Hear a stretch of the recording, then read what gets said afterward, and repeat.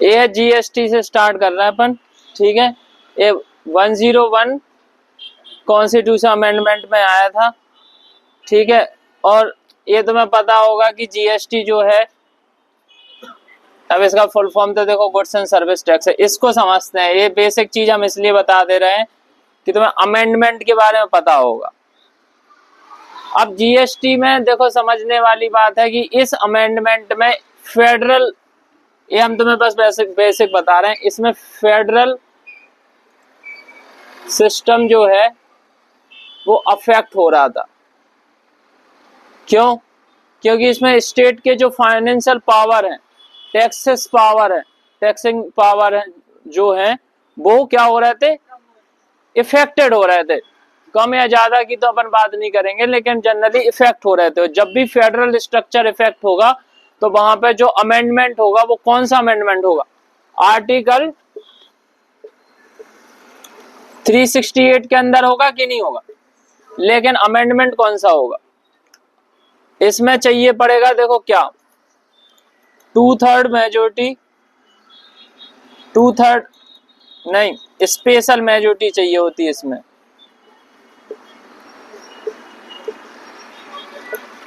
Special majority क्या होती है,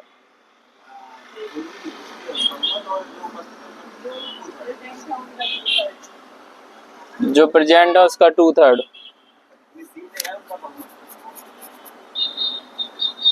और जितनी जैसे लोकसभा में जितनी है 500 तो उसका मेजोरिटी वो, और जितने वहां पे उपस्थित हैं। हाँ भाई, majority of total membership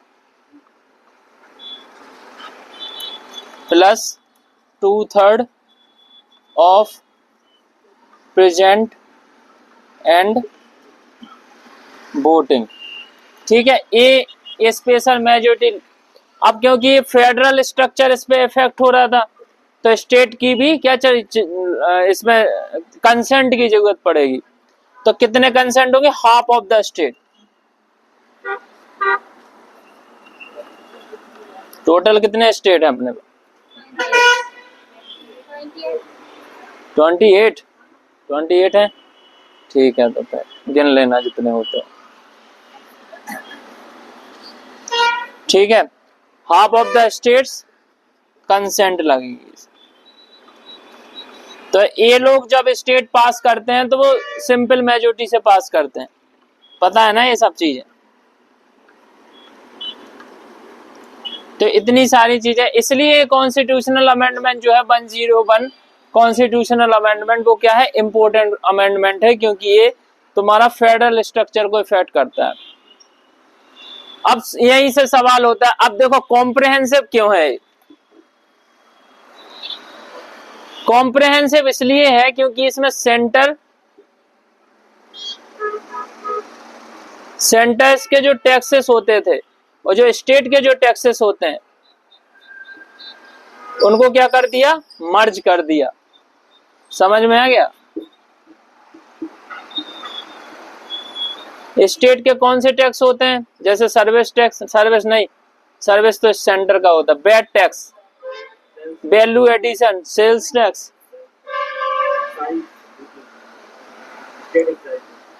entertainment tax,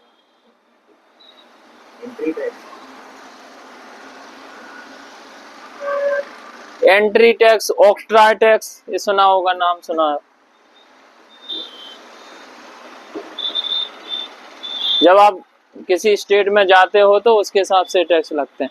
अब सेंटर के कौन से टैक्स लगते थे, एक्साइज ड्यूटी,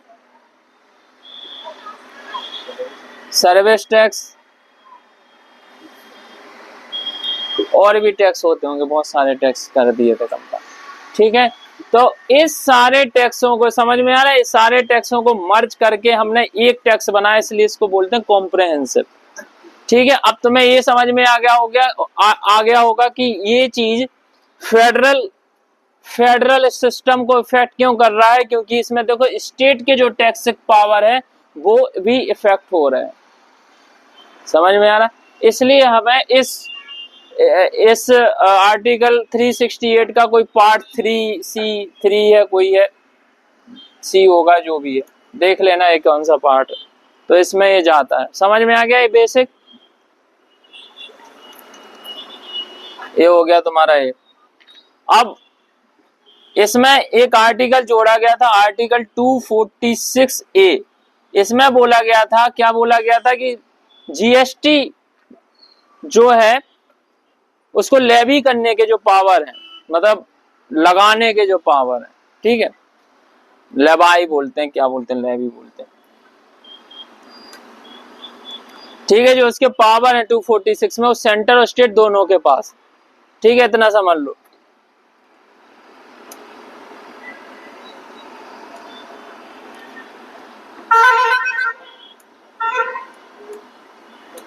ठीक है, अब सेंटर और स्टेट कौन कौन से कर सकता है? सेंटर अपना कौन सा कर सकता है? सीजीएसटी। और जे कौन सा कर सकता है? एसजीएसटी।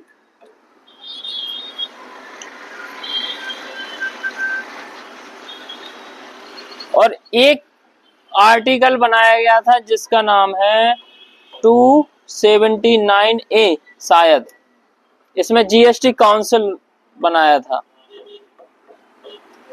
और जीएसटी काउंसिल क्या डिसाइड करेगा? आईजीएसटी। हमने बताया था तुम्हें एक बार, कब बताया था, जब डिविजिबल पूल की बात कर रहे थे, याद है? नहीं याद है? जब डिविजिबल पूल की बात कर रहे थे तो हमने बताया था कि उसमें सीजीएसटी तो आएगा लेकिन आईजीएसटी नहीं होगा। इसको लेवाई करता है कौन? स्टेट। और डिस्ट्रीब्यूशन सेंटर स्टेट दोनों में होता है, लेकिन ये ज्यूरिसडिक्शन नहीं है सेंटर का, ये ज्यूरिसडिक्शन है जीएसटी काउंसिल का। और जीएसटी काउंसिल एक फोरम है जिसमें सेंटर के भी रिप्रेजेंटेटिव हैं और स्टेट के भी रिप्रेजेंटेटिव हैं। और सेंटर के कितने हैं? 1/3। वो हम तुम्हें बता देंगे, जनरली ये भी सुन लो, सेंटर के जो रिप्रेजेंटेटिव होंगे वो 1/3 हैं और स्टेट के जो है वो 2/3 है। वो वोटिंग से डिसाइड होगा, जिसका जितना वोट है, ठीक है। तो जीएसटी, और एक किस चीज को रिप्रेजेंट करता है तुम्हें पता होगा, एक टर्म होगा कोऑपरेटिव फेडरलिज्म। फेडरलिज्म को हिंदी में क्या बोलते हैं? और कोऑपरेटिव को सहकारी संघवाद, ठीक है। तो एक कोऑपरेटिव फेडरलिज्म का पार्ट। क्यों है कोऑपरेटिव फेडरलिज्म का? क्योंकि इसमें सेंटर स्टेट दोनों मिलके एक डिसीजन ले रहे होते हैं। और जब कोई दोनों मिलके अगर कोई डिसीजन लेता है तो अकाउंटेबिलिटी समझते हो क्या होती है? जवाबदेही दोनों पे लागू होती है और रिस्पॉन्सिबिलिटी दोनों पे लागू होती है। समझ में आ रहा है ये चीज? कोऑपरेटिव फेडरलिज्म को हम ऐसा क्यों प्रमोट करने की कोशिश करते हैं? उसका बेसिक वो है, जैसे अगर तुम सेंटर ने कोई लॉ बना दिया या कोई पॉलिसी बना दी हो और बोल दिया स्टेट से कि भाई मतलब इसको इम्प्लीमेंट करो, अब स्टेट कहेगा भाई क्या मतलब, वो तो मतलब कॉन्स्टिट्यूशन के अकॉर्डिंग तो स्टेट को उसे इम्प्लीमेंट करना पड़ेगा, लेकिन वो अपने इंटेंशन से करना चाहता है कि सिर्फ मजबूरी में करना चाहता है। जब इंटेंशन से करेगा तो रिजल्ट अच्छे आएंगे कि नहीं आएंगे? जब कोई इंसान किसी काम को दिल से करता है तो रिजल्ट अच्छे आते हैं, और मजबूरी में करता है तो फेंक दे भाई, कर दे, बस मजबूरी है। समझ में आया? तो उसमें रिजल्ट अच्छे नहीं आते हैं। तो इसलिए कोऑपरेटिव, समझ में आ रहा है ना तुम लोगों को? कोऑपरेटिव फेडरलिज्म पहले तुम्हें, जब से तुम्हें ये पढ़ा होगा तुम लोगों ने फाइनेंशियल, पहले वो क्या बोलते, प्लानिंग कमीशन होती थी। प्लानिंग कमीशन क्या होती थी? अप टू बॉटम डिसाइड करती थी, सेंटर से स्टेट की ओर। सेंटर डिसाइड करेगा, स्टेट फॉलो करेगा। सो उसमें बहुत टसल होते थे दोनों के। 5 ईयर प्लान अच्छे इसलिए भी कंप्लीटली अच्छे से इम्प्लीमेंट नहीं हो पाता क्योंकि सेंटर और स्टेट के बीच में टसल्स होते थे। सेंटर बोल देता ये करो, स्टेट बोल देते ठीक है हमारी मजबूरी है, बिकॉज ऑफ कॉन्स्टिट्यूशन। कॉन्स्टिट्यूशन में बोला जाता है, पता होना चाहिए कि कॉन्स्टिट्यूशन में बोला जाता है कि सेंटर ने अगर कोई डायरेक्शन दे दी है तो स्टेट को मानना पड़ेंगे। अगर स्टेट नहीं मानता तो ये प्रेसिडेंट की ड्यूटी है कि वो चेक करे कि स्टेट क्यों नहीं मान रहा, ठीक है। और अगर इस स्टेट की ऑब्लिगेशन है, मतलब मैंडेटरी स्टेट के लिए कि कॉन्स्टिट्यूशन में दिया, मैंडेटरी है स्टेट के लिए कि आपको सेंटर के डायरेक्शन मानने पड़ेंगे। अगर आप सेंटर के डायरेक्शन को नहीं मानते तो क्या समझा जाएगा, क्या समझा जाएगा, break down of constitutional machinery. समझ में आ रहा है टर्म, सुना होगा तुमने, क्योंकि कॉन्स्टिट्यूशन में दिया हुआ है, जो कॉन्स्टिट्यूशन में दिया गया है इसका मतलब तुम्हें फॉलो करना पड़ेगा, और जब तुम फॉलो नहीं कर रहे हो तो इसका मतलब है तुम किसी आर्टिकल का वायलेशन कर रहे हो, तो इसका मतलब समझा जाएगा कि ब्रेक डाउन हो रहा है कॉन्स्टिट्यूशन मशीनरी। तो इसमें 356 के अकॉर्डिंग प्रेसिडेंट रूल, सुना है ना, ये प्रेसिडेंट रूल, राष्ट्रपति शासन लगा देते हैं। ये सब एक दूसरे से चीजें कनेक्टेड। अभी तुम लोगों ने वो सुना होगा, ये जो साइड में तुम लोगों को ज्ञान मिलता है ना, इसको लिख लिया करो कभी कभी, ये काम आएगा तुम्हारे जीवन में। जब मेंस की प्रिपरेशन करोगे और कोई चीज अलग से पढ़ोगे, समझ में आया, तो समझो इस बात को। तुम लोगों ने अभी कुछ 2019 की बात है जब सिटीजनशिप अमेंडमेंट एक्ट आया था, सुना है, आया था, तो कई स्टेट बोल रहे थे कि सेंटर ने उसे मतलब पार्लियामेंट ने उसे मतलब इनेक्ट कर दिया, पास हो गया वो, ठीक है। अब क्या है, अब सेंटर ने बोला कि अब इसको इम्प्लीमेंट करना है, ठीक है, इम्प्लीमेंट तो होना ही होगा जब लॉ बन गया पार्लियामेंट का। पार्लियामेंट का लॉ मतलब पूरी इंडिया पे लागू होना है। तो कई स्टेट आए सामने कि मैं नहीं करूंगा, मैं नहीं करूंगा, मैं नहीं करूंगा, क्योंकि उसमें रिलीजियस माइनॉरिटीज के को लग रहा था कि उसमें हमारे साथ डिस्क्रिमिनेशन हो रहा है, क्योंकि रिलीजियस बेस्ड है। जो हिंदू रिलीजियस में जो आती हैं, जैसे सिख हो गए, पारसी हो गए, जैन हो गए, ठीक है, हिंदू हो गए, तो उनको तुम्हें क्या, उनको क्या दे रहे थे, उनको सिटीजनशिप दे रहे थे नेचुरलाइजेशन के बेस पे, मुस्लिमों को नहीं दे रहे थे, ठीक है। तो उस कंडीशन में ये देखा, क्योंकि अब देखो क्या हो रहा था कि कई लोग बोल रहे थे कि भाई ये सेकुलर पॉलिसी के अगेंस्ट है, क्योंकि तुम ऐसी पॉलिसी बना ही नहीं सकते जब किसी के साथ तुम डिस्क्रिमिनेशन करो। तो कई स्टेट हैं जिनके वोट माइनॉरिटी बेस्ड वोट होता है, वो भी चाहते हैं कि उन्हें माइनॉरिटी वोट मिले, तो जो माइनॉरिटी वोट के लिए अपील कर रहे थे, तो कई स्टेटों ने इसको कहा कि हम इम्प्लीमेंट नहीं करेंगे। अब वो कौन है वो छोड़ो, ठीक है, सुना होगा 2000, हम बस मोटा मोटा बता रहे हैं, मोटा मोटा इसलिए बता रहे हैं कि स्टेट चाह कर भी ये नहीं कर सकते, पार्लियामेंट के लॉ को उन्हें इम्प्लीमेंट करना ही पड़ेगा, उन्हें मानना पड़ेगा। अगर वो नहीं मानते तो उनके ऊपर राष्ट्रपति शासन लगा दिया जाएगा, और ये प्रेसिडेंट के पास पूरे पावर है आर्टिकल 356 के अंदर। समझ में आया? तो कहने का मतलब ये था, हम थे कहाँ पे और हम यहाँ पहुंच क्यों गए, हम फेडरल कोऑपरेटिव फेडरलिज्म पे पहुंचे थे। तो ये टर्म जो है तुम्हारा, जैसे नीति आयोग आया, नीति आयोग आया, तो नीति आयोग का भी क्या पर्पस था भाई, कोऑपरेटिव फेडरलिज्म को प्रमोट करना है, ठीक है। और कोऑपरेटिव फेडरलिज्म प्रमोट रहेगा तो जो टसल होगी, तो हमने वही बोला कि तुम इम्प्लीमेंट तो करवा दोगे, लेकिन तुम इंटेंशनली इम्प्लीमेंट नहीं करवा पाओगे, उससे रिजल्ट तो अच्छे नहीं मिलेंगे, और जब रिजल्ट नहीं मिलेंगे तो तुम्हारा पैसा वेस्ट हो गया, मशीनरी वेस्ट हो गई, यानी क्या क्या वेस्ट हो गया, और टाइम लैप्स हो गया। वो कह देंगे, अब सेंटर कह देगा भाई से इम्प्लीमेंट करो, वो स्टेट बोल देगा हम कर तो रहे हैं, अब भाई जो काम 1 साल में होना है वो 10 साल में कर रही है स्टेट, भाई अब तुम नहीं कर सकते कुछ, स्टेट कह देगा भाई हम कर रहे हैं, हमें ये प्रॉब्लम आ गई, हमें बाढ़ आ गई, हमें पानी नहीं मिल रहा, हमें ये नहीं मिल रहा, हमारे और भी बहुत सारे इश्यूज हैं, ये हैं वो हैं, तो स्टेट ये सब कर सकता है भाई, उसको अपने पावर है, स्टेट लिस्ट में उसको पावर दिए गए हैं। समझ में आ रहा? तो उस कंडीशन में क्या होगा, जो सेंटर ने पैसा दिया है, सेंटर ने तो मशीनरी दी है, स्ट्रक्चर सपोर्ट दिया है, ब्यूरोक्रेसी दी है, ये सारी चीजें, तो टोटल क्या हो जाएगा, वेस्ट हो जाएगा। टोटल नहीं तो कम से कम वेस्ट तो होगा। तो किसका नुकसान होगा, नेशन का नुकसान होगा, राष्ट्र का नुकसान होगा, हमारे पैसों का नुकसान होगा। पैसे किसके हैं, हमारे। तो इसलिए इस चीज को हटाने के लिए, इस चीज को सॉल्व करने के लिए कोऑपरेटिव फेडरलिज्म आता है। पहले तुम्हें ये समझ में आना चाहिए कि कोऑपरेटिव फेडरलिज्म का रियल मतलब क्या है, क्यों है, समझ में आया? तो इसलिए जीएसटी काउंसिल रिप्रेजेंट करता है किसको? कोऑपरेटिव फेडरलिज्म को। समझ में आया?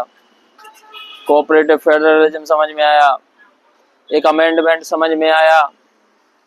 एक कॉम्प्रिहेंसिव क्यों है ये समझ में आया?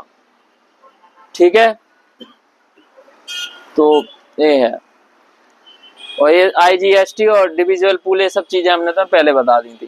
ठीक है, तो ए से कॉन्स्टिट्यूशनल स्ट्रक्चर था जो बेसिक बताना था। जीएसटी अब हम बताते हैं तुम्हें।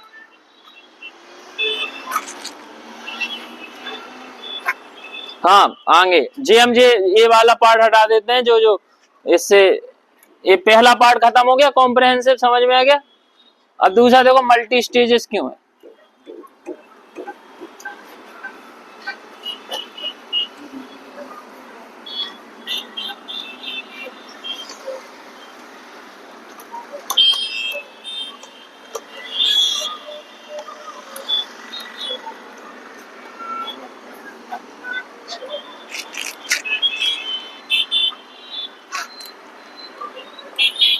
अब मल्टी स्टेजेस का क्या मतलब है?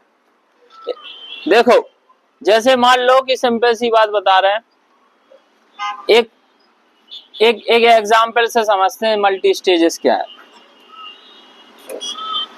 ये है फार्मर, ठीक है, सिंपल सा एग्जांपल दे रहा है।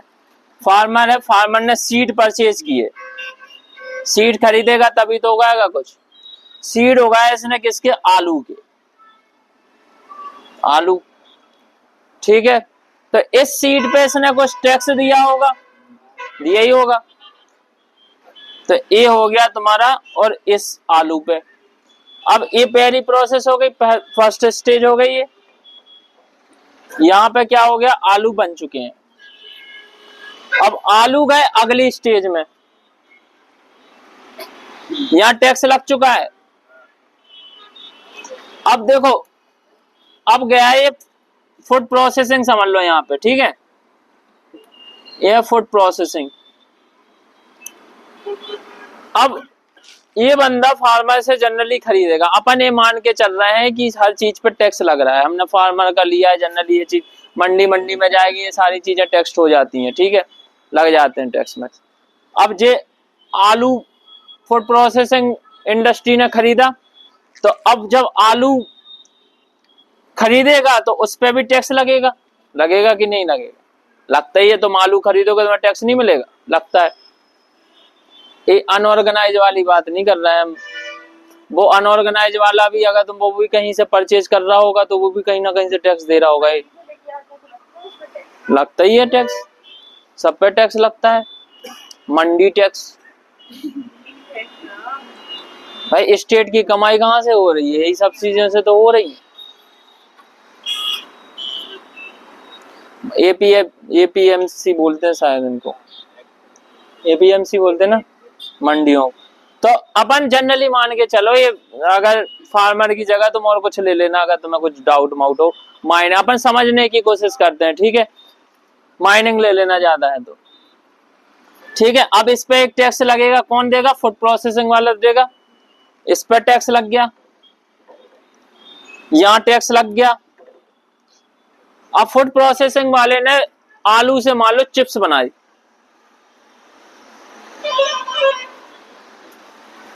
ठीक है।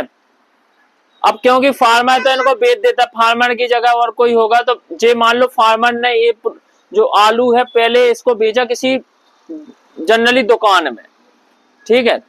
तो अब दुकान वाले ने मान लो यहाँ किसी, क्योंकि फार्मर जब चीजें बेचता है उसको टैक्स की कोई वो नहीं पड़ी रहती है उसका। यहाँ से समझ में आ रहा है ना, मैं तो फार्मर्स की बात है। एक दुकानदार ने इसको खरीदा, दुकानदार से किसी ने, जैसे कोई ना होलसेलर होते हैं भाई, आलू आलू आलू आलू, मंडी मंडी मंडी मान लो, मंडी एपीएमसी।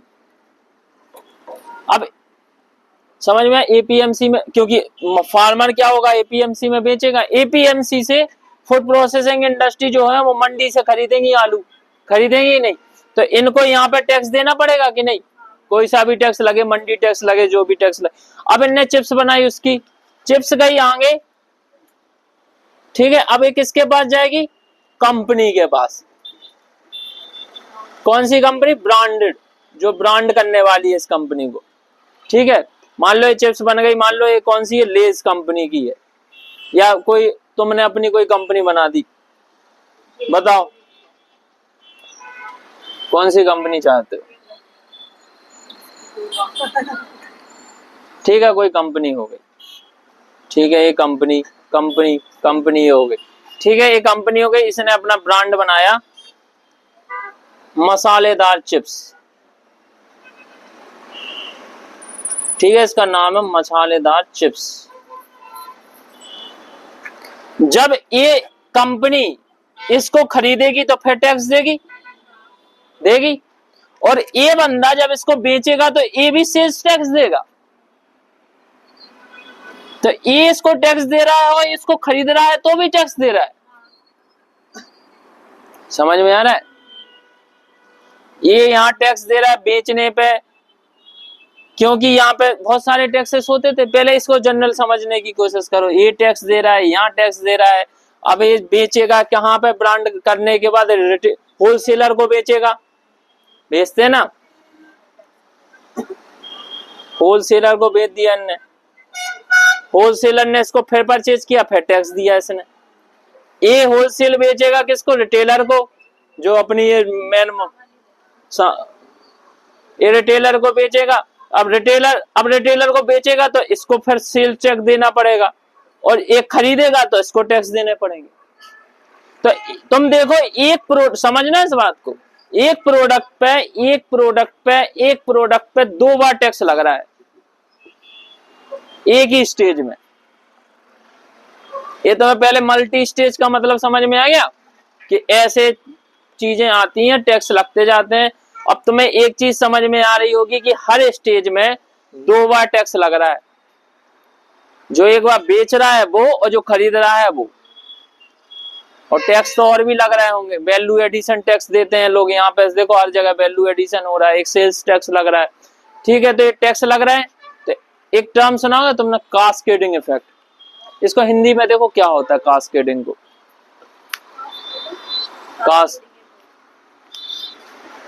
कास्केडिंग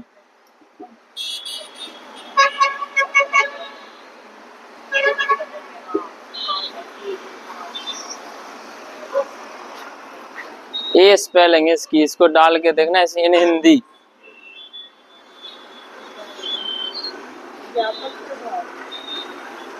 कौन सा प्रभाव? व्यापक प्रभाव, व्यापक प्रभाव, ठीक है, व्यापक प्रभाव कहते हैं इसको, ठीक है। तो अब देखो क्या होता है, अब हर प्रोडक्ट पे मान लो टैक्स लगता जा रहा, पीछे भी लग रहा है, इनपुट पे भी टैक्स लग रहा है, मतलब जो वो एक स्टेज, जैसे फूड प्रोसेसिंग को यहाँ से लेना तो उस पे भी टैक्स, आउटपुट जब वो आउटपुट कर रहा है तो भी टैक्स लग रहा है, आउटपुट इनपुट पे टैक्स लग रहा है, और से ऐसे टैक्स लग रहा है। इसका मतलब है एक ही प्रोडक्ट पे एक ही स्टेज में 2 बार टैक्स लग रहा है। इसको बोलेंगे कास्केडिंग इफेक्ट, व्यापक प्रभाव, ठीक है। पहले तुम समझो मल्टी स्टेजेस होता है, दूसरे नंबर पे तुमने समझा कि हर स्टेज में एक ही प्रोडक्ट में 2 बार टैक्स लग रहा है, और इसको बोलते हैं व्यापक प्रभाव। अब मान लो एक प्रोडक्ट पे एक स्टेज पे 2 बार टैक्स लगेगा, तो वो प्रोडक्ट की प्राइस ज्यादा होगी कि कम होगी? ज्यादा होगी, ज्यादा। तो ये तो सही नहीं है, ना तो कंज्यूमर के लिए सही है और ना ही ये जो प्रोड्यूस कर रहे हैं ना इनके लिए सही है, क्योंकि इन्हें 2 बार टैक्स देना पड़ रहा है।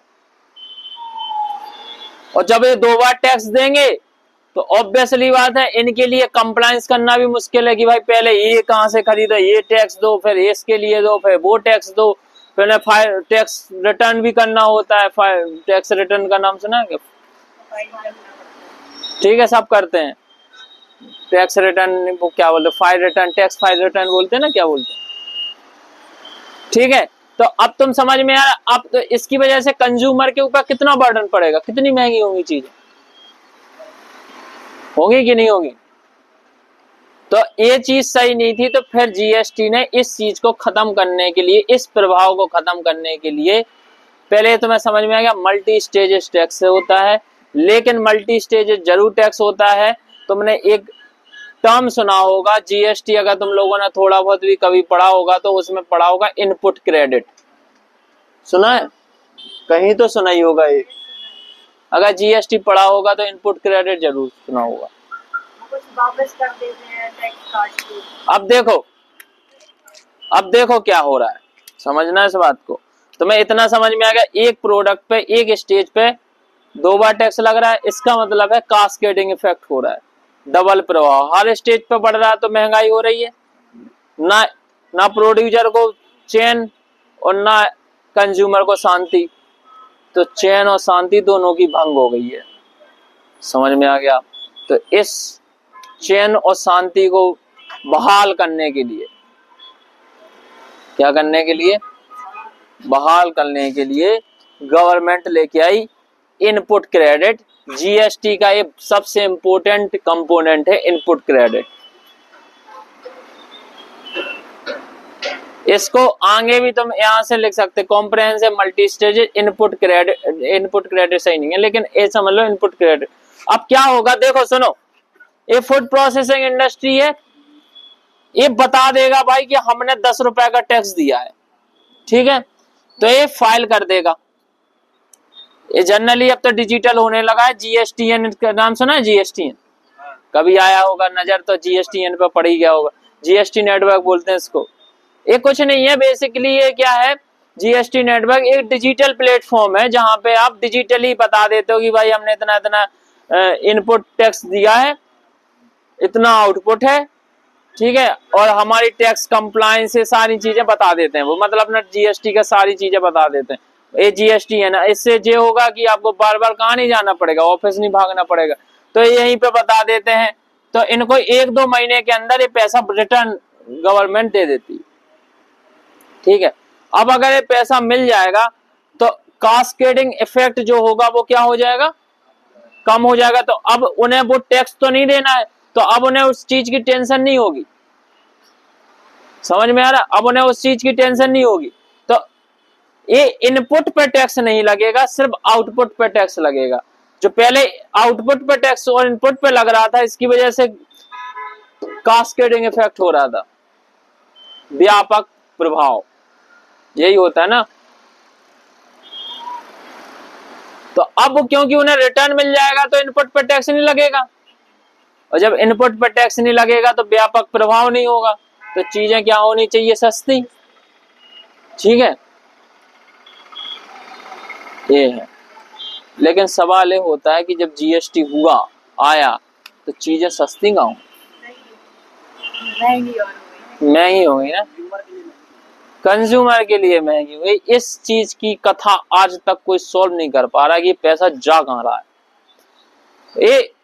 अब इसके लिए बल्कि इन्होंने एंटी प्रॉफिटियर एक अथॉरिटी बनाई थी, नाम सुना होगा तुम लोगों ने।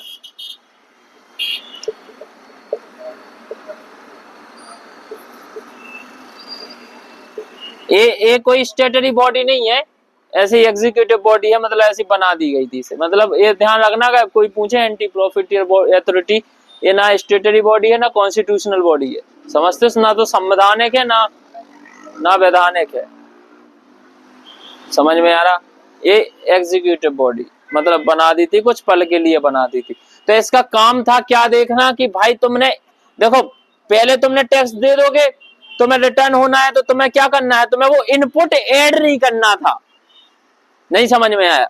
जैसे मान लो इस आलू का, सुनना ध्यान से, अब एक चीज, आलू का प्राइस मान लो 50 रुपए है, जब इसने खरीदा तो 10 रुपए का टैक्स लग गया इनपुट।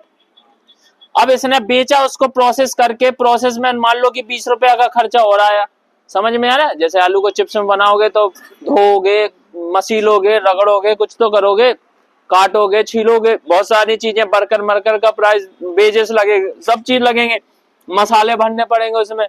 तो मान लो 20 रुपए लग गया, 20 रुपए हो गया। अब ये बेच रहा है तो फिर इसने मान लो 10 रुपए का टैक्स दिया, ठीक है, तो इसके जनरली जो प्राइस है मान लो कि कितना हो गया, 40-90, और 10 रुपए उसने अपना प्रॉफिट रख लिया, तो टोटल 100 रुपए की वो चिप्स बेच रहा है, ठीक है। 100 रुपए की चिप्स बेच रहा है, तो कायदे से इस बंदे, जब ये बंदा खरीदेगा इसको, तो इसे कायदे से वो 100 रुपए की चिप्स खरीद रहा है, कायदे से उसे कितने की खरीदना चाहिए थी? 90 की। ठीक है, खरीदना चाहिए था, क्योंकि ये पैसा तो इसको मिल जाएगा। तो तुम इसको कम में बेचो ना भाई, तो तुम तो महंगी बेच रहे हो। ऐसे ये करेंगे भाई साहब, इनने यहाँ पे इनपुट दिया, इनपुट मतलब जीएसटी का जो भी लग रहा होगा वो बहुत तुम तो ऐसा मोटा मोटा समझने की कोशिश करो कि ये जीएसटी एक्चुअली क्या है।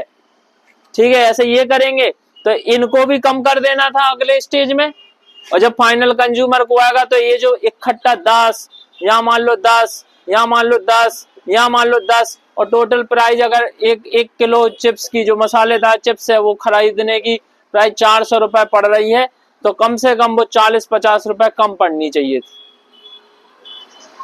लेकिन वो मिल हमें 400 की रही है। ये अनुभव ऐसे हुआ कि जब जीएसटी आया था तो उसके बाद हम कहे सैंडविच खाने, तो सैंडविच के रेट बढ़ गए। उस समय सैंडविच मिलती थी 50-60 रुपए की सागर गैरेज में, कॉलेज टाइम में थे जब हम, 2017 की बात। लेकिन उसके प्राइस कम नहीं हुए, बल्कि प्राइस ज्यादा हो गए। ये चीज समझ में नहीं आई।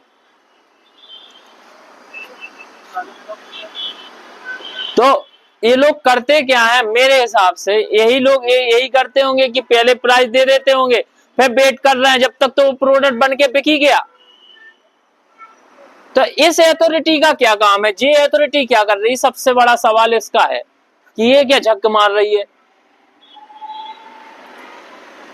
जब इसका काम था कि प्राइस को देखना। इसका नाम ही है, देखो, एंटी प्रॉफिट ही है। प्रॉफिट को देख, प्रॉफिट तो नहीं कमा रहे, क्योंकि 10 रुपए का इन्हें टैक्स दे दिया, वो उन्हें मिल जाना है, वो तो इन्हें मिल जाना, तो इनकी तो कमाई हो गई, जो बेचा वो भी कमाई हो गई, जो मिल जाना वो भी कमाई हो गई। लॉस किसको हो रहा है? लॉस को हो रहा कंज्यूमर को, लॉस हो रहा गवर्नमेंट को, क्योंकि गवर्नमेंट 10 रुपए दे रही है तुम्हें हर स्टेज में इनपुट के फॉर्म में, और ये गवर्नमेंट अथॉरिटी है, ये क्या कर रही है भाई?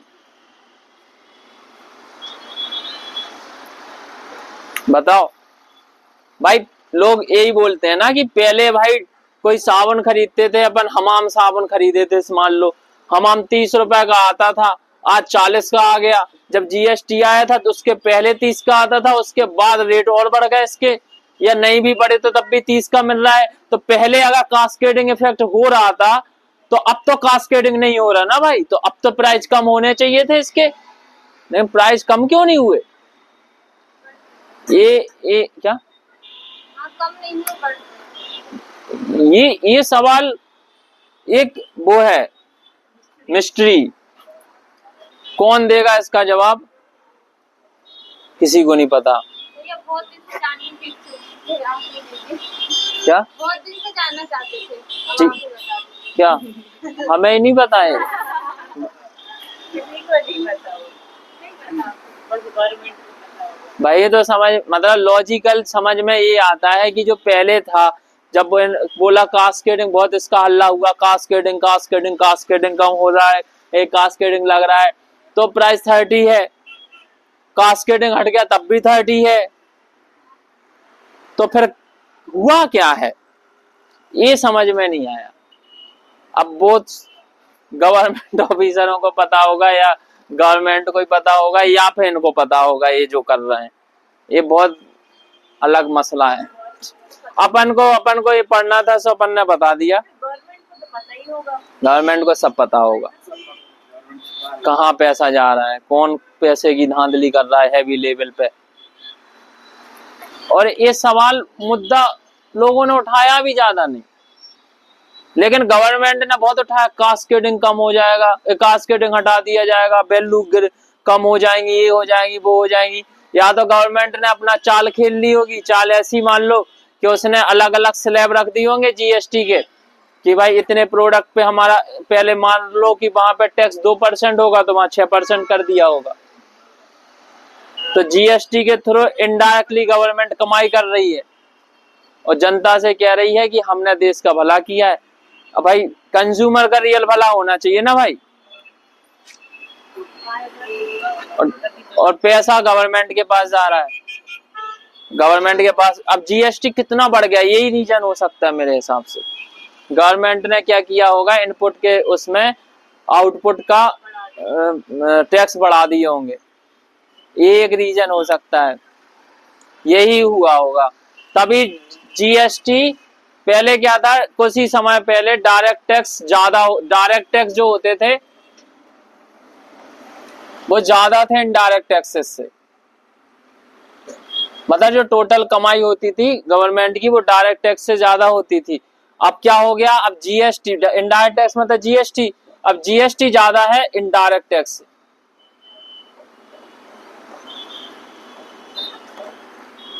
ये भी एक रीजन है। बाकी जीएसटी के और भी रीजन हो सकते हैं कि जीएसटी में बहुत सारे अनऑर्गेनाइज सेक्टर को फॉर्मलाइज किया है कंपोजिशन स्कीम के अंदर और बहुत सारी स्कीम के अंदर, ठीक है।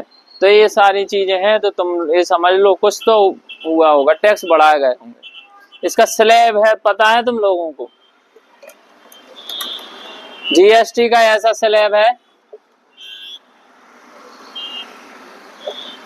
0% लगता है, फिर 5% लगता है, फिर लगता है 12%, फिर 18% और फिर लगता है 28%। ये है।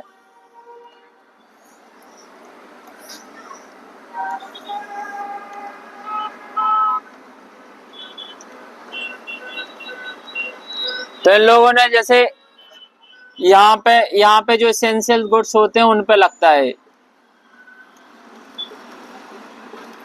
ठीक है, जो भी वगैरह वगैरह होते हैं। यहाँ पे लग्जरी गुड्स होते हैं, कुछ सिन गुड्स होते हैं। हाँ, दवाइयाँ, जो दवाइयाँ हो गई, फूड हो गया, कुछ प्रोसेस्ड फूड होता है। प्रोसेस फूड जाने पता नहीं कहाँ पे आएगा। यहाँ रेस्टोरेंट वगैरह आते हैं, तो ऐसा हो सकता है कि जैसे अपन रेस्टोरेंट में गए खाना खाने, तो पहले उनके ऊपर जो टैक्स लगता होगा सर्विस टैक्स, वो 5% हो सकता है, वो अब 18% उसमें रख दिया। यहाँ पे तुम्हारी कार वगैरह कार, जैसे मान लो कार की प्राइस मान लो कितनी हो गई होगी, 10 लाख रुपए, इतना तो टैक्स लगने के बाद उसकी जो प्राइस है वो वैसी बढ़ रही है, फिर उसके ऊपर फाइनल प्रोडक्ट के ऊपर 28% का और टैक्स लगना है। तो 10 लाख की होगी तो 2,80,000 तो वैसे ही पड़ गए, 20 लाख की होगी तो 5,60,000 तुम्हें अलग वो देना है। तो जब तुम उठाओगे उसे तो 5,60,000 रुपए एक्स्ट्रा देने होंगे।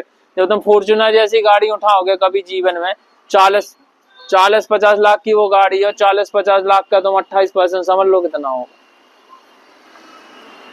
कम से कम 10-15 लाख रुपए तो ऐसे ही तुम्हारे टैक्स में ही चले गए। तो ये गवर्नमेंट ने ऐसे ही कुछ काम किया है ये सब, ठीक है, जो भी किया होगा। एक प्रोसेसिंग फूड होता है, यहाँ पे शायद प्रोसेसिंग फूड होता होगा, जो भी है ऐसे देख लेना जो भी है। लेकिन ये 5 स्लैब है, 0%, 5%, 12, 18, 28, ठीक है। ये चीज समझ में आया? तो तुम्हें जीएसटी में जो चीज समझ में आ गई, कॉम्प्रहेंसिव है और मल्टी स्टेजेस है, ठीक है। तुम्हें कास्केडिंग समझ में आ गया होगा, इनपुट समझ में आ गया, इनपुट क्रेडिट समझ में आ गया, इशू तुम्हें समझ में आ गए होंगे, और क्या हो रहा होगा वो यही हो रहा होगा शायद, ठीक है। अब आते हैं डेस्टिनेशन बेस्ड। ये सब अथॉरिटी नाम मात्र के लिए बना देते हैं, बताते हैं कि हम कुछ कर रहे हैं जनता को संतुष्ट करने के लिए। पीछे क्या हो रहा है वो तो सिर्फ गवर्नमेंट अथॉरिटी को ही पता होगा। इतना कॉम्प्लेक्स सिस्टम होता है तो आम आदमी तो नहीं समझ पाता होगा भाई, बहुत इकोनॉमिक जो बहुत ज्ञानी होंगे बिल्कुल वो समझते होंगे ये सारी चीजें। सो गवर्नमेंट उनको पहले ही खरीद लेती, आ जाओ, तुम्हें ज्यादा बोलना वालना नहीं है, तुम हमारे साथ रहो, हम तुम्हें एडवाइजर बना देंगे अपना। समझ में आ गया? तो आम लोगों को क्या फर्क पड़ रहा है, उन्होंने कहा ठीक है भाई, देश हित में हम ये भी करेंगे, ठीक है।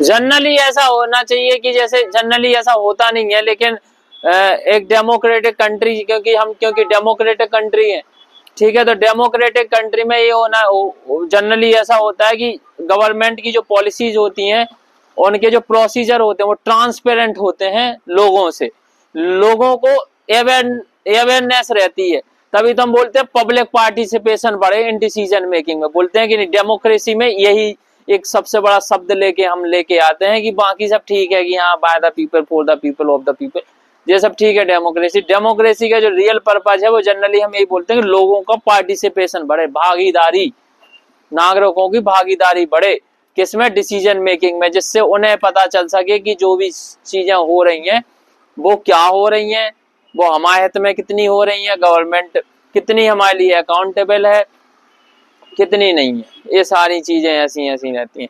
लेकिन जब सिस्टम बहुत ही कॉम्प्लेक्स कर दिया जाता है, और खुद गवर्नमेंट बोलती है कि कॉम्प्लेक्स सिस्टम को हमें सिंपल प्रोसीजर में कन्वर्ट करना है, बोलते हैं, गवर्नमेंट खुद बोल रही है, ईज ऑफ डूइंग बिजनेस में यही तो बोल रही है कि भाई हम कॉम्प्लेक्स सिस्टम को, कॉम्प्लेक्स प्रोसीजर को सिंपल में करेंगे, लेकिन वो खुद सिंपल में नहीं करती, क्योंकि उससे गवर्नमेंट की अपनी कमाई हो रही होगी, जो भी हो रहा हो। समझ में आ रहा? गवर्नमेंट को पैसे की जरूरत भी है, तो तुम समझ लो, बस ये समझ लो कि गवर्नमेंट भी पैसे को निकालती है कहीं ना कहीं से, बस वो लीगली निकालती है, और बाकी जो निकालते हैं वो इलीगली निकालते हैं। बस अंतर बस इतना है कि जो तुम कर रहे हो वो लॉ ने ऑथराइज करके दिया हुआ है। जैसे पुलिस डंडे मारती है और एक आदमी डंडा मारे, तो पुलिस डंडा मारे चाहे वो इवन गलत मार रहा हो, लेकिन क्योंकि वो उसके पास अथॉरिटी है तो वो डंडा मार रहा है, तो लीगली राइट है, ठीक है। आप पुलिस के ऊपर हाथ नहीं उठा सकते, पता है तुम लोगों को, पुलिस अगर डंडा मारे, कुछ भी मारे, पुलिस के ऊपर आप हाथ नहीं उठा सकते हैं रिटर्न में, ठीक है। और आम आदमी मारे, इवन चाहे वो सही चीज के लिए मार रहा होगा, तब भी वो गलत है। हाँ भाई, तो वो गलत है। तो ये है सिस्टम। तो जो भी हो रहा हो पता नहीं, लेकिन तुम्हें ये समझ में आ गया, कहाँ गए अपन, कॉम्प्रहेंसिव समझ में आ गया, मल्टी स्टेजेस समझ में आ गया। अब थर्ड पार्ट है डेस्टिनेशन बेस्ड। तो जीएसटी तुम्हें समझ में आ गया, ठीक है, ज्यादा दिमाग मत लगाओ, बस इतना ही समझ सीधे जाना, सो जाना।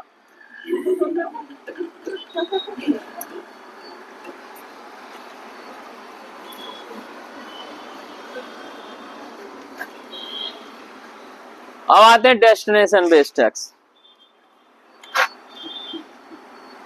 ये डेस्टिनेशन बेस्ड टैक्स क्या है भाई? ये हमने तुम्हें पहले भी बताया था, शायद बताया था कि नहीं बताया था। हाँ, जहां वो कंज्यूम हो रहे होते हैं। ये डेस्टिनेशन बेस्ड टैक्स ऐसा है कि हमने इसी के लिए तुम्हारी वो GST compensation to state scheme भी आई थी, और फंड भी आया था। ये सब यूपीएससी ने भी क्वेश्चन पूछा था इससे, कब पूछा था, 2020-21 के, ठीक है। वो फेडरल टसल बन रहे हैं, बताया था एक बार, ये बताया था ना। तो वो ये डेस्टिनेशन बेस्ड टैक्स ऐसा होता है। ये क्या है, ये वही मुंबई है, ये तुम्हारा भोपाल है। तो मुंबई में ज्यादा इंडस्ट्री है, भोपाल में तो इक्का दुक्का इंडस्ट्री मिलेंगी तुम्हें।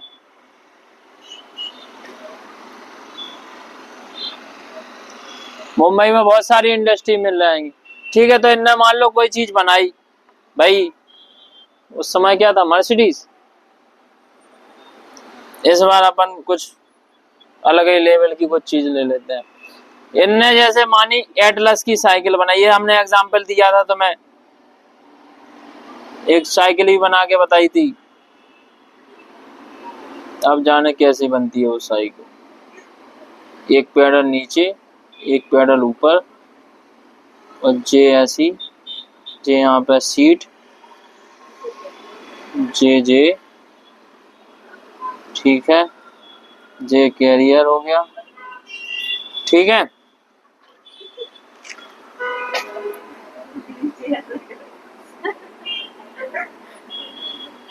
जी आदमी बैठा हुआ है, हाथ तो लगा दो। ए भाई समझ में आ गया, ये है साइकिल, आदमी चलाता हुआ। और ये है गाड़ी, 4 व्हीलर।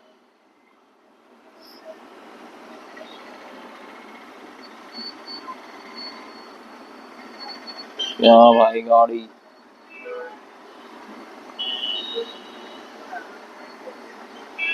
ठीक है। डिफेंडर है, ठीक है, ये हो गई डिफेंडर। तो ये बनी डिफेंडर, मुंबई में बनाई गई ये सारी चीजें। तो कायदे से अगर ये मुंबई में बनाई गई तो मुंबई को फायदा होना चाहिए ना भाई टैक्स का। लेकिन ये जहाँ पे एक्सपोर्ट तो बाहर होता है, मतलब मुंबई और भोपाल की बात कर रहे हैं। तो अगर ये भोपाल में कंज्यूम होती है तो मध्य प्रदेश गवर्नमेंट इस पर टैक्स लगाएगी, SGST। तो जो SGST टैक्स लगेगा वो किसको मिलेगा, MP गवर्नमेंट को। तो नुकसान किसको होगा, इसको, मुंबई को, महाराष्ट्र को। तो ये डेस्टिनेशन बेस्ड टैक्स है, और डेस्टिनेशन बेस्ड टैक्स इसलिए है क्योंकि ज्यादा वो ही नहीं चाहते थे कि यहाँ बन रही है, यहाँ कंज्यूम हो रही है, यहाँ टैक्स लगे, फिर यहाँ टैक्स लगे, फिर वो मसला बिगड़ जाए। तो एक सिस्टम रख दो, बाद में जो ये नुकसान हुआ है वो हम क्या कर देंगे, रिटर्न कर देंगे। उसी को तुमने पढ़ा था, GST compensation to state fund act, ये सब चीजें पढ़ा है कि नहीं पढ़ा है। और इसके बीच में जो भी टैक्स लगेगा इन दोनों स्टेट के बीच में, वहां पे कौन सा टैक्स लगेगा, बताओ होनामे का, कौन सा टैक्स लगेगा इंटर स्टेट के बीच में, IGST लगेगा। उसका नाम ही है IGST, inter state GST tax, ठीक है। इन दोनों, इसको कौन लेवाई करता है, मतलब कौन इसको लगाता, कौन है, लेविड बाय, कौन लगाता है, स्टेट लगाता है। कलेक्शन कौन करता है, लगाता है स्टेट है, सेंटर इसको कलेक्ट करता है और निर्धारण काउंसिल करती है, ठीक है। और है कोई, 2 स्टेट में कोई चीज चल रही है, ठीक है, महाराष्ट्र में और मध्य प्रदेश में, कौन सा स्टेट IGST लगाएगा, बताओ।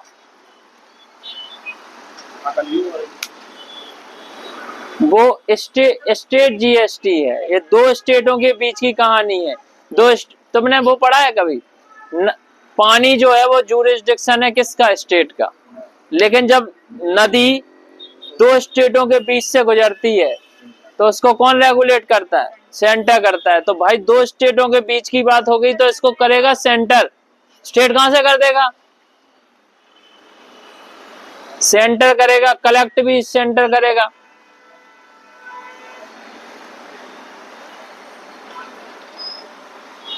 समझ में आ गया। लेकिन डिस्ट्रीब्यूशन इसका जो होगा वो सेंटर स्टेट दोनों में होगा, लेकिन ये डिविजिबल पूल का पार्ट नहीं है।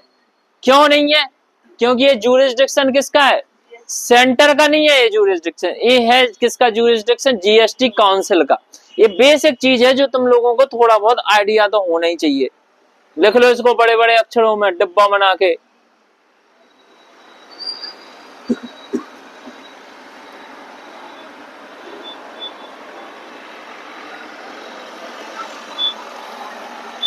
लिख लेना, आगे भी लिख लेना, but it not part of divisible pool. और फिर लिख लेना भाई, बड़े बड़े अक्षरों में भाई। क्यों, समझ में आ रहा कि बिल्कुल समझ में नहीं आ रही ये चीजें, इसमें समझने के लिए कुछ है नहीं है।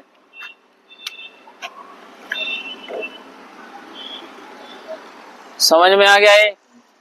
अब देखो मुंबई को जो नुकसान हुआ, अब यहीं पे तुम्हारा एक पार्ट और खत्म कर दे रहा हूं, ठीक है। अब जो मुंबई को, तुम्हें सारा GST समझ में आ गया खुल के कि नहीं। अब तुमसे कोई GST पूछे तो बता देना उसको कि भाई देखो GST ये होता है। ये तुम्हें कुछ नहीं करना है, 3 वर्ड याद करने हैं बस, उसके बाद सिस्टम खोलना है। इन्हीं 3 वर्डों पे, इतना सा ही है GST। इन 3 वर्डों पे अगर तुमने कमांड कर ली तो तुम्हारा GST क्या हो गया, कंप्लीट हो गया। पढ़ाई के पर्सपेक्टिव से कंप्लीट हो गया। ठीक है।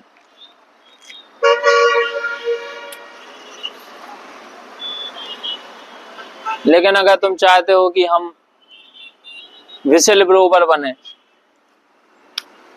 तुम्हें क्रांति लाना है, समझ में आया, तो क्रांति लाने के लिए तुम्हें किताबें पढ़नी पड़ेंगी। सिर्फ जीएसटी की पूरी किताब जो गवर्नमेंट ने बनाई होगी उसको पढ़ना, समझ में आया, और फिर उसमें से छांटना कुछ कुछ कि गड़बड़ कहाँ है, ठीक है। और जब तुम छांटोगे तब तक गवर्नमेंट तुम्हें पकड़ लेगी, ठीक है। तो तुम्हें ये सब कुछ गुफा के अंदर करना पड़ेगा, छुप के, कि ईडी और सीबीआई ना पहुंच पाए, समझ में आ गया। या फिर तुम कांटेक्ट कर लो, हमने जांच कर ली, हमें पता चल गया, अब आप बताओ हमें इकोनॉमिक एडवाइजर बना रहे हो कि नहीं बना रहे हो, बैक चैनल से एंट्री दे रहे हो कि नहीं दे रहे हो, समझ में आया। तो गवर्नमेंट कहेगी ठीक है, सोचते हैं।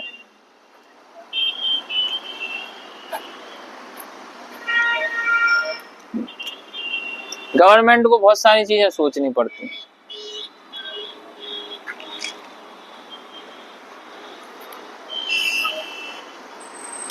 ठीक है। ये चीज समझ में आई कि नहीं आई? तो ये हो गया, क्या हो गया इसमें। हाँ, अब देखो जो महाराष्ट्र को जो नुकसान हुआ है, ये तो समझ में आया नुकसान हो रहा है, तो इसके लिए तुम्हारा GST compensation to state act आया था। यहीं पे तुम आगे जाके इसको स्कीम में कन्वर्ट कर देना, फिर वहीं से तुम्हारा फंड आ जाएगा। नाम इतना ही है, उसमें एक्ट, स्कीम, फंड अलग अलग पर्पज है बस। एक्ट कौन पारित करता है, कौन करता है इसको, एक्ट कौन बनाता है? किसी को पता है बिल और एक्ट में क्या डिफरेंस है? क्या डिफरेंस? बिल जब सदन में पेश किया जाता है और एक्ट जब नियम बनता है। जब नियम बन जाता है, ठीक है। तो ये एक्ट सदन ने पास किया होगा, तो ये समझ लो ये चीज किसका जूरिसडिक्शन था? पार्लियामेंट का। लिख लो बड़े बड़े अक्षरों में, GST compensation to state act जो है वो पार्लियामेंट का जूरिसडिक्शन है। तो कितना कंपनसेशन मिलेगा, कितना कंपनसेशन मिलेगा, कौन डिसाइड करेगा? पार्लियामेंट। लिख लो इसको, कैसे डिसाइड करेगा? एक्ट के थ्रू, और इस एक्ट के थ्रू वो डिसाइड करेगा। तो फिर ये एक्ट बना तो फिर इसको इम्प्लीमेंट करना है, तो उसके लिए बनाई गई क्या? GST compensation to state scheme. समझ में आया? अब तुम्हें ये समझ में आया एक्ट किसका जूरिसडिक्शन होता है, स्कीम गवर्नमेंट होती है, गवर्नमेंट लेके आती है, जैसे तुम एग्जीक्यूटिव कहते हो। समझ में आ रहा है? ये सारी चीजें। अब क्योंकि तुम्हें पैसा चाहिए तो इस स्कीम के अंडर तुम लेके आए सेस, और सेस का पर्पस पता होता है क्या होता है? सेस एक पर्टिकुलर स्पेसिफिक पर्पस के लिए लगाया जाता है, ठीक है। थोड़ा टाइम लिमिट, एक टाइम पीरियड के लिए होता है, ऐसा नहीं होता। हमें टैक्स जो होता है वो चलता रहता है, लेकिन सेस का काम, क्योंकि ये सारी चीज 5 साल तक के लिए थी, अब वो बाद में एक्सटेंड कर दी गई थी। समझ में आ गया है? तो जब सेस बनाओगे, सेस लगाओगे, तो उसके लिए तुम्हें एक स्पेसिफिक फंड बनाना पड़ेगा। तो तुमने एक फंड बनाया, उसका नाम था जीएसटी कंपनसेशन टू स्टेट क्या फंड। तो अब ये सेस बताया, सेस क्या होता है? टैक्स होता है एक टाइप का, ठीक है, जो स्पेसिफिक पर्पस के लिए लगाया जाता है। तो किसी ना किसी प्रोडक्ट पे तो लगेगा ये सेस। तो ये किस पे लगेगा? ये लगाया इन्होंने सिनगुड पे। सिन मतलब समझते हो क्या होता है? पाप। ये एल्कोहल को मानते हैं पाप, सिगरेट को मानते हैं पाप, टैक्स ले रहे हैं, पाप मान रहे हैं। समझ में आ रहा है? पाप ही मान रहा है वो तो, खत्म कर दो। पाप क्यों मान रहे हैं? लोग कह रहे हैं हम पापी हो रहे हैं। कमाई नहीं। ठीक है, कमाई भी करनी और पाप, आदमी को पापी भी बोलना है मतलब। और सबसे ज्यादा जो ये अकॉर्डिंग टू द गवर्नमेंट जिन्हें ये पापी बोलते हैं, वही सबसे ज्यादा टैक्स दे रहे होते हैं। अगर वो 1000 की बोतल खरीदेगा तो जो 1000 का टैक्स दे। एमपी गवर्नमेंट बहुत टैक्स लेती है, समझ में आ रहा है प्रियंका? समझ में आ रहा है?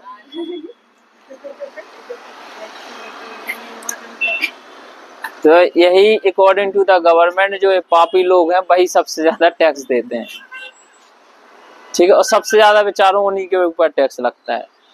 फिर भी वो पी रहे हैं, फिर भी नहीं आ रहा है। वो तो देश का भला कर रहा है भाई, इनडायरेक्टली पी रहे हैं। भाई। उनको लोग कोस भी रहे हैं और वो सबसे ज्यादा टैक्स भी दे रहे हैं। तुम सोचो। तो इन्हीं को बोलते हैं सिन गुड। ठीक है, जो एल्कोहल हो गया, सिगरेट वगैरह हो गया, और भी सारी चीजों पे लगता होगा, वो देख लेना। वो नहीं पूछेगा, कोई एग्जाम नहीं पूछेगा। पीएससी पूछ ले तो हमें नहीं पता, लेकिन यूपीएससी ये तो नहीं पूछेगा कि किस पे लगता है किस पे नहीं लगता है, क्योंकि ये चीज वेरी करती रहती है। आज लग रहा है कहीं पे तो कल कहीं पे लगेगा। तो जो चीज वेरी करती है उस पे यूपीएससी क्वेश्चन नहीं बनाती। ठीक है, लेकिन तुम्हें समझ में आना चाहिए सिन गुड पे लगता है। अब सिन गुड में जो गवर्नमेंट बोल दे कि भाई ये सिन गुड है, तो भाई ये सिन गुड है। अब जो सिन गुड को ले रहा होगा वो अकॉर्डिंग टू गवर्नमेंट, हमारे अकॉर्डिंग नहीं, अकॉर्डिंग टू गवर्नमेंट वो क्या होगी? पापी। ठीक है, हिंदी में। तो अब तुम्हें समझ में आ गया। अब देखो यहां तक तुम पहुंच ही गए हो, तो हमने ये सब चीजें तुम्हें बता दी, ये सारी चीजें। तो ये जो पैसा, इस फंड में जो पैसा आएगा, तुम्हें एक चीज और बता दे रहा है तुम्हारी इंफॉर्मेशन के लिए, जो तुम्हें बेसिक पता होना चाहिए। जब तुम लोग कॉन्स्टिट्यूशन पढ़ोगे तो तुम्हें पता होना चाहिए, सेस का जो पैसा तुम लेते हो, जो वो डायरेक्ट इस फंड में नहीं जाता। पहले तो ये समझ लो, ये फंड जनरली होता प्रोविडेंट फंड, मतलब प्रोविडेंट फंड नहीं, सॉरी, पब्लिक अकाउंट फंड होता है। क्या होता है? Public account fund. और पब्लिक अकाउंट फंड में जनरली क्या होता है, आपको परमिशन नहीं लेनी होती है। साइड में लिख लो, पार्लियामेंट से परमिशन नहीं लेनी होती है। लेकिन इस केस में क्या होता है, जब सेस लगता है तो सेस का जो पैसा जाता है वो सबसे पहले कहां जाएगा? इस फंड में नहीं जाता है पैसा। किस फंड में जाता है पैसा? कंसोलिडेटेड फंड ऑफ इंडिया में पैसा जाता है इसका, सीएफआई में। और सीएफआई में पैसा जाएगा तो आप सीएफआई से पैसा निकाल ही नहीं सकते विथआउट, कल ही बताया था। अरे यार भगवान, क्या कर रहे हो तुम लोग?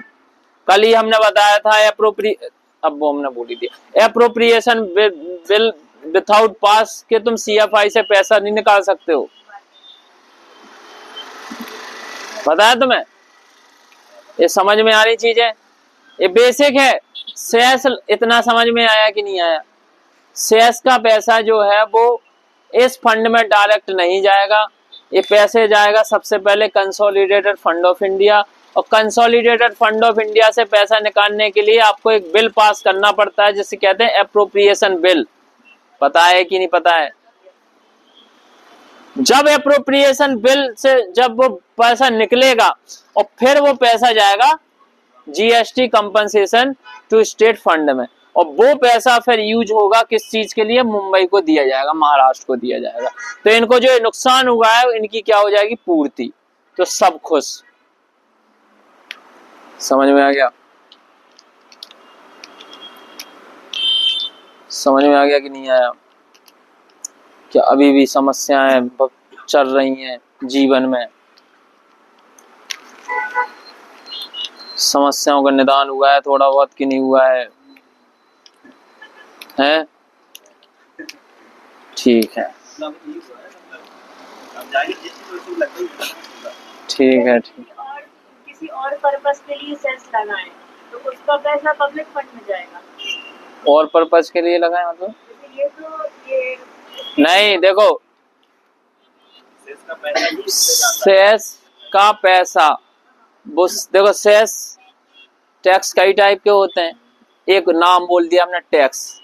अब टैक्स में सर्विस टैक्स है तो सर्विस टैक्स का अलग काम कर रहा है वो, गुड टैक्स होगा तो गुड का अलग काम कर रहा होगा, वैल्यू एडिशन टैक्स है तो अलग टैक्स।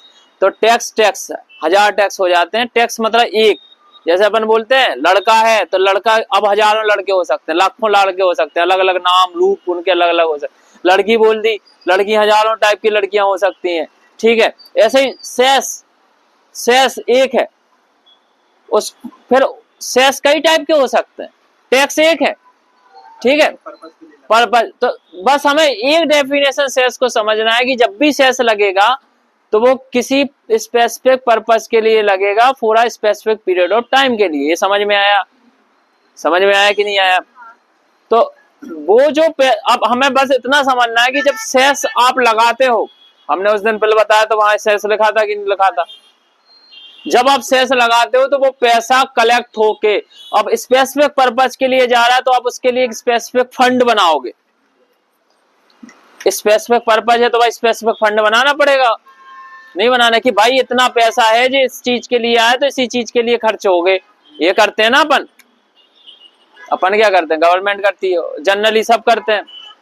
तो लेकिन सेस में क्या होता है कि सेस का जो पैसा होता है वो पहले CFI में जाएगा, और CFI में हमने बताया कि एक बार CFI में पैसा गया तो विदाउट अप्रोप्रिएशन बिल के वो बाहर नहीं निकलता।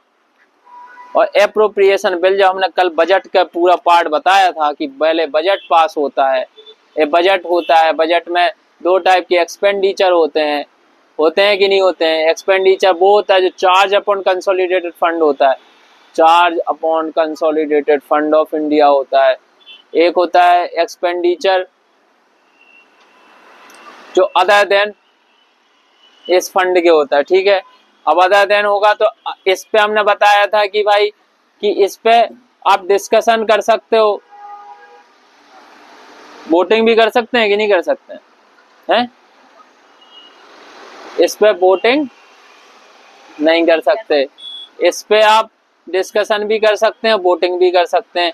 अब इस एक्सपेंडिचर को, पैसे को निकालना है, ये तो आपका निकल जाएगा, खत्म, पैसा निकल नहीं जाएगा, निकलेगा तो दोनों से ही, एप्रोप्रिएशन बिल से। लेकिन इस वाले से आप वोटिंग और ज्यादा वो नहीं कर सकते, ये पैसा आपको निकालना ही निकालना है, चाहे ये पास हो चाहे ना हो, लेकिन ये तो निकलेगा पैसा। अब इसके लिए हमने निकाला था कि डिमांड ऑफ ग्रांट होता है, डिमांड फॉर ग्रांट होता है कि नहीं होता है, कल ही बताए थे। इस जब ये पास हो जाएगा, डिमांड फॉर ग्रांट समझते हो क्या होता है?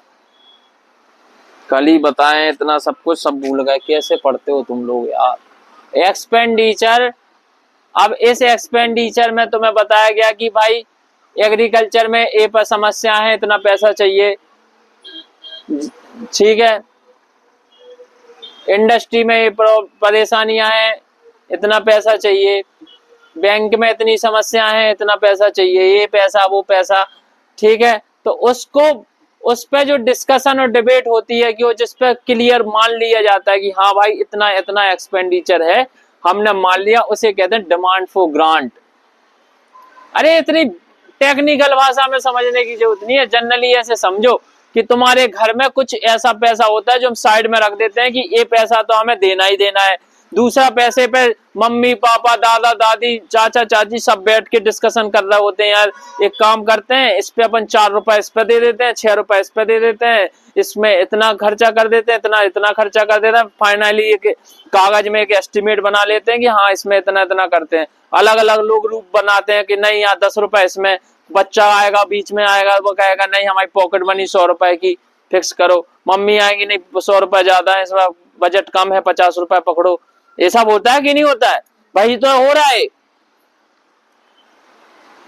ठीक है। अलग अलग लोग आएंगे, यहाँ पैसा वहां पैसा, बस डिस्कशन हो गया, अब इन्होंने एक एस्टिमेट बना लिया कि अब हमें इतना पैसे का इतना खर्चा करना है। इसके बाद अब पैसे को क्या करना है, निकालना है, खर्चे करना है, और निकालने के लिए अप्रोप्रिएशन बिल चाहिए। क्या है, रुक जाओ,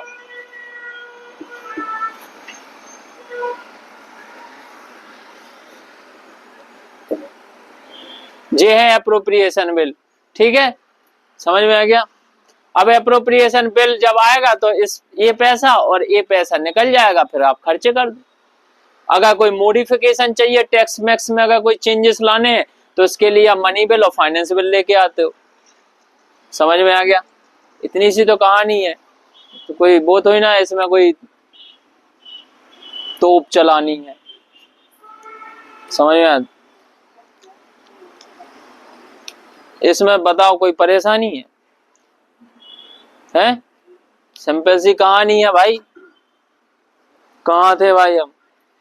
तो बस हमें ये बताना था कि सेस में से जब पैसा कलेक्ट होगा वो CFI में जाएगा। CFI से पैसा निकालने के लिए आपको अप्रोप्रिएशन बिल पास करना पड़ता है, और जब वो बिल पास होगा फिर वो पैसा फंड इस फंड में जाएगा। और ये फंड किसका पार्ट है? पब्लिक अकाउंट ऑफ इंडिया का पार्ट। और पब्लिक अकाउंट ऑफ इंडिया में पैसा जाएगा, फिर इसके पब्लिक अकाउंट ऑफ इंडिया का पार्ट है, और ये पैसा फिर आपका महाराष्ट्र को दे दिया जाएगा जो भी उसको लॉस हुआ है डेस्टिनेशन बेस्ड टैक्स की वजह से। ये UPSC में क्वेश्चन आ चुका है, ये पूरी प्रोसीजर है। हमने तुम्हें बाकायदा सेस बता दिया, उसके बाद थोड़ा बजट बता दिया, उसके बाद सारी चीजें बता दी जिससे तुम्हें एटलीस्ट चीजें समझ में तो आनी चाहिए। फिर भी नहीं आ रही तो फिर हमारा बहुत बड़ा नुकसान कर रहे हो तुम लोग। कर रहे हो कि नहीं कर रहे हो? हम तुम्हें इकोनॉमी से पॉलिटी बता रहे हैं, तो तुम्हें समझना चाहिए। और तुम्हें ये भी चीजें समझ में आना चाहिए कि जब भी तुम लोग पढ़ो ना तो कनेक्ट होनी चाहिए चीजें, हर चीज। इससे तुम्हारे कॉम्प्रहेंसिव स्किल जनरेट होती है। समझ में आ रहा हर टॉपिक के बारे में। अब क्योंकि उस समय UPSC में कोविड 2020 में या 21 के टाइम वो क्वेश्चन आया था, तो कोविड-19 का इशू चल रहा था। तो भाई उसमें इशू क्या हो रहा था? सबसे पहला तो ये इशू आ रहा था कि इस फंड में पैसा नहीं बचेगा सेंटर के पास, तो सेंटर के पास नहीं बचेगा तो स्टेट को देगा क्या? पहला तो ये समझ में आ रहा होगा। नहीं, कुछ नहीं समझ में आ रहा तो भी आदमी को इतना तो सोच सकता है भाई कि भाई लॉकडाउन लगा हुआ है, सेंटर के पास पैसा नहीं है, तो सेंटर पैसा दे नहीं पा रहा होगा, यही रीजन होगा।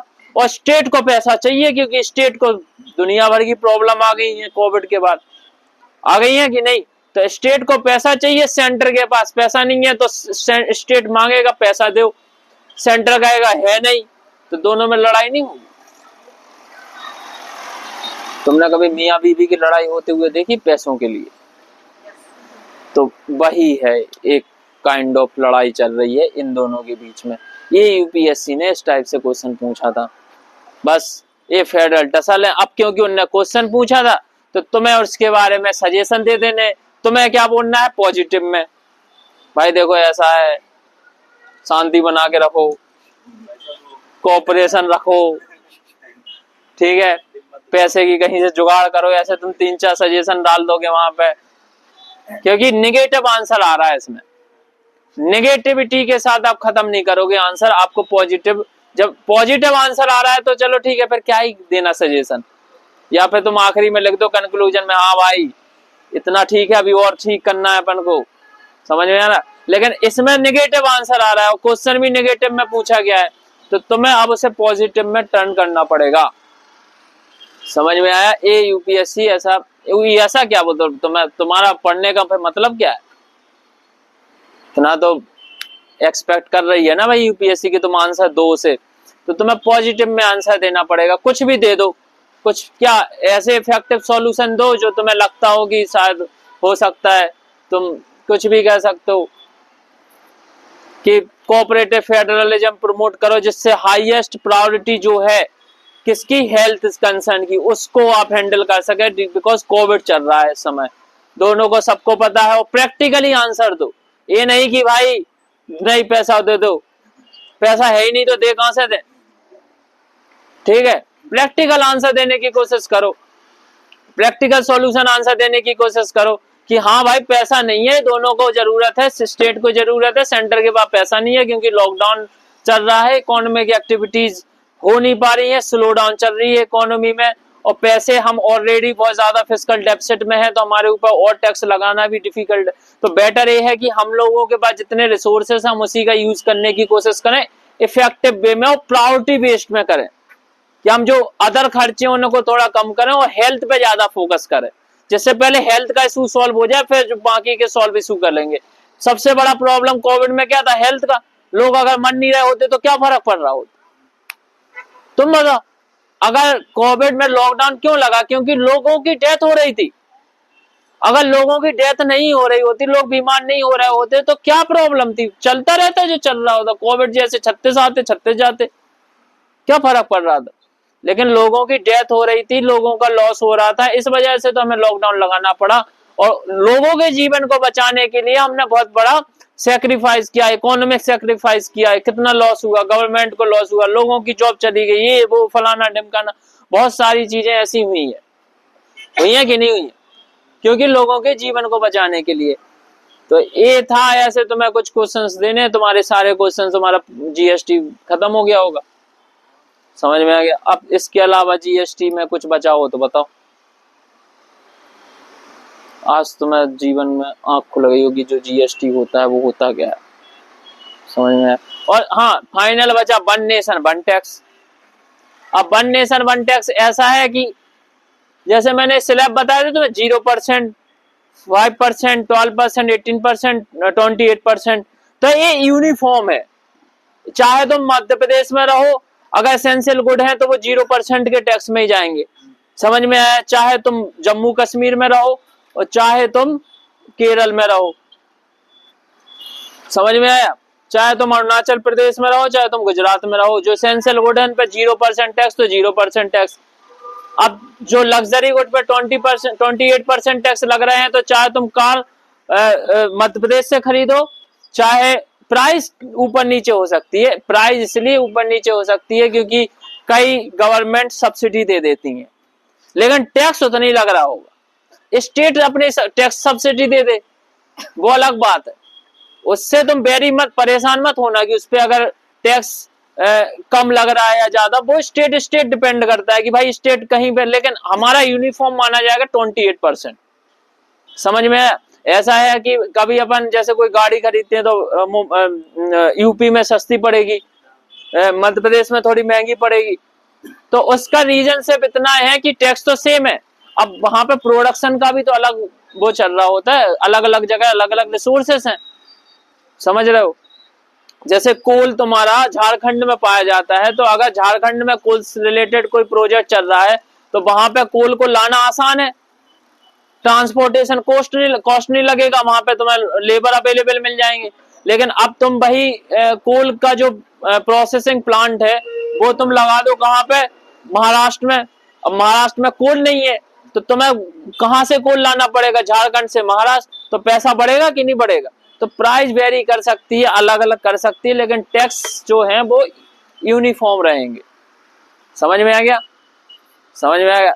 समझ में आया कि नहीं आया? तो ये है वन नेशन वन टैक्स। अलग अलग टैक्स नहीं, दुनिया भर के 50 टैक्स नहीं, एक टैक्स, प्रॉब्लम खत्म। समझ में आया? तो तुम लोगों को जीएसटी मेरे हिसाब से समझ में आ गया होगा, प्री के हिसाब से भी, मेंस के हिसाब से भी और सबके हिसाब से भी। और इसके बाद भी अगर समझ में नहीं आया, अगर इसके बाद भी समझ में नहीं आया